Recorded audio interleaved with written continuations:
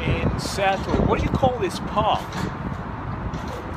Well, it's called Victor Steinberg Park. Victor Steinberg. That's a German name. Yeah. Victor That's it Steinberg. right there in front. Just over there. Victor Steinberg Park. Victor Steinberg. And I met an American with great pride and great dignity.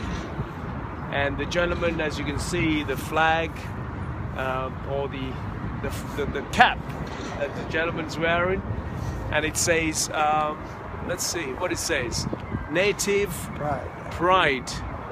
So, may I say, I have been enlightened by the gentleman's conversation. Really well educated, I should say. Originally an Apache background, is that correct? With great notion for knowledge not from schooling, but knowledge through free thinking, the mind of free thinking. And that's exactly what the landowners across the entire globe, particularly here in the United States, was challenged on an ongoing basis, very seriously was challenged on an ongoing basis from the European hustlers, I would say. Unless you're a native, proud Native American Indian from this land here in the United States, you all who call yourselves Americans came from somewhere else. You all who said that you are Americans, all of you, unless you have connection through a blood connection to the Native Americans of this land, you all of you came from somewhere else, and you all with great, I don't know how to put it, but somehow I could say in mind to steal. There's one aspect in mind: to steal the land, steal everything that values in life was stolen, and indiscriminately destroyed the entire value set across the entire North America. And that goes from all the way to Canada, right the way through to Mexico. And to this date, that excessive force, excessive aggression is continued to carry on. Even to this date, we still haven't realized in our heads that without for the understanding of the land, understanding of the climate and the environment at the very start of the European invasion here in North America, none of us could be living in the condition that we are created around us, this global, more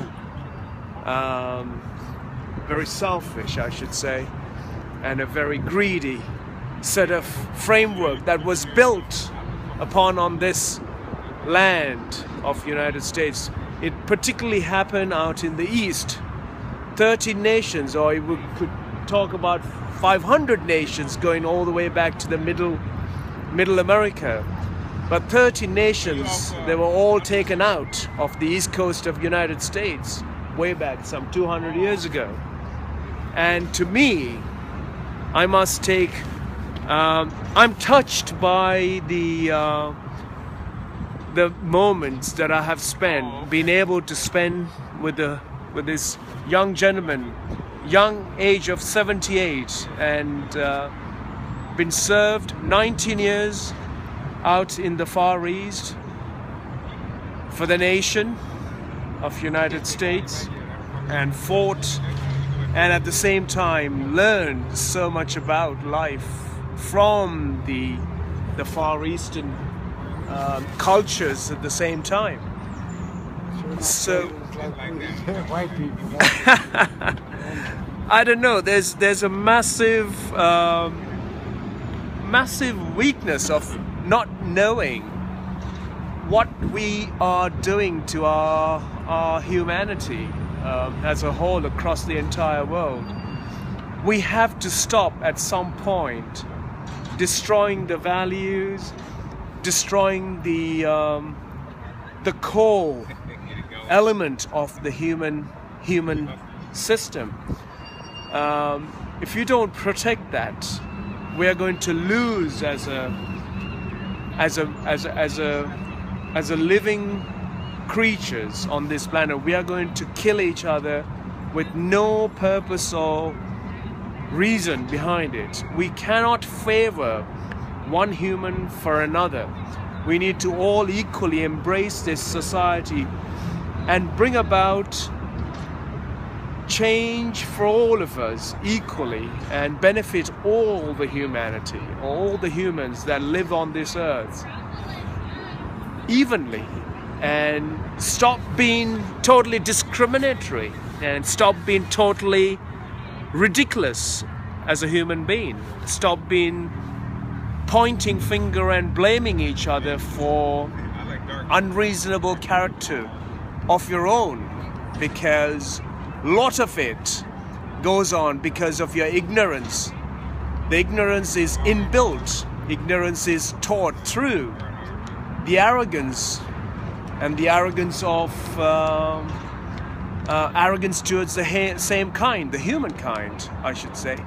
I have spoken so much, but yes, I have also learned so much from this amazing landowner of this nation, and we should all further educate ourselves in understanding where our history is, where the history started, where did the history start, and how was the history involved.